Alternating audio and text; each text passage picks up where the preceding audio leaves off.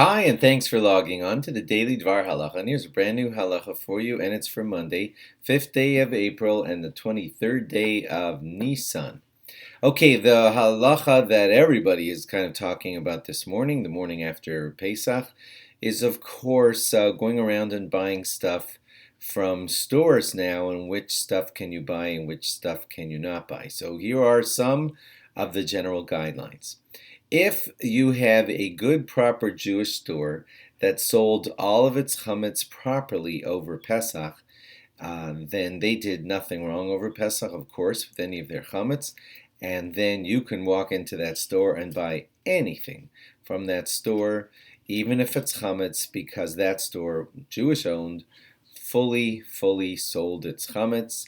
And so they don't need to be punished for holding on to their chametz after through Pesach and after Pesach, and so you could buy anything at a good, proper Jewish kosher store that sold everything properly over Pesach and bought it back just at the end of Pesach.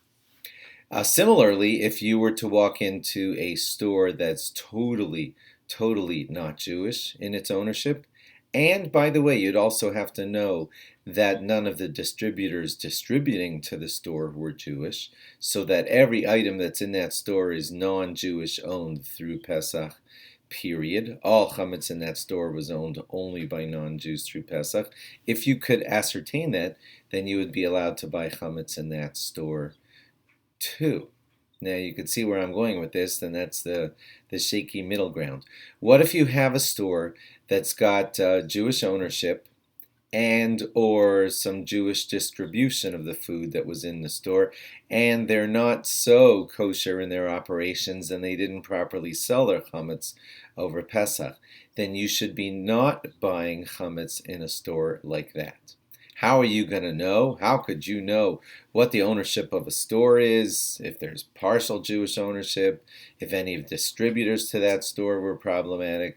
So you'd have to just ask the rabbinic authorities of your city, and they would help you determine which stores are totally okay to buy from and which stores are maybe you shouldn't be buying chametz from.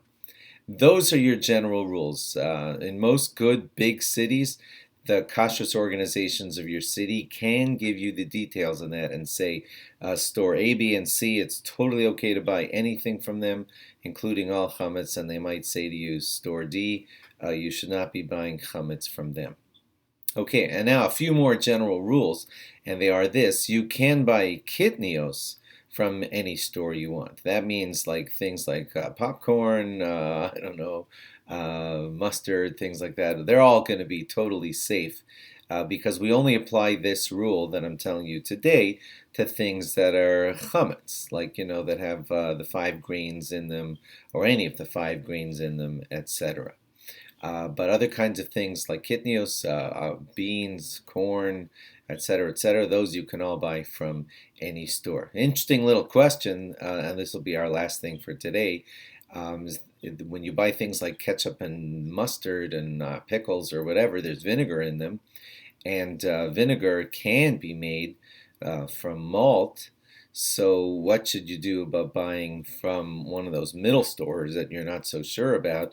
Can you buy pickles, ketchup, mustard, and stuff like that from them? And the general answer that Rav Moshe Leibowitz says this is that you're safe buying things with vinegar in them, even from a store that you're not so certain how they handle their selling.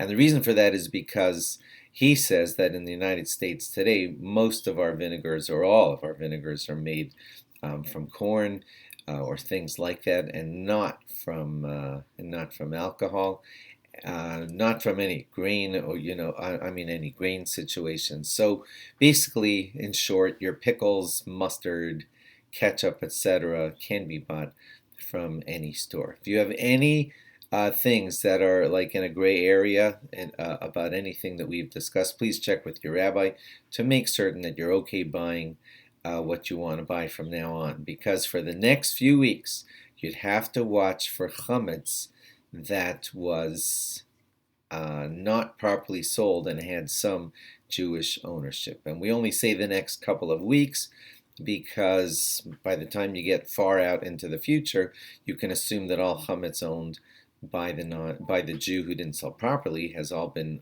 cleared off of the shelves. When is a few weeks up, so again, you're going to have to discuss that with your kashrus agencies from your city to know when it's safe to buy certain things from certain stores. Okay, I hope that wasn't too complicated. Thanks for logging on. Log on again tomorrow for more. Bye-bye.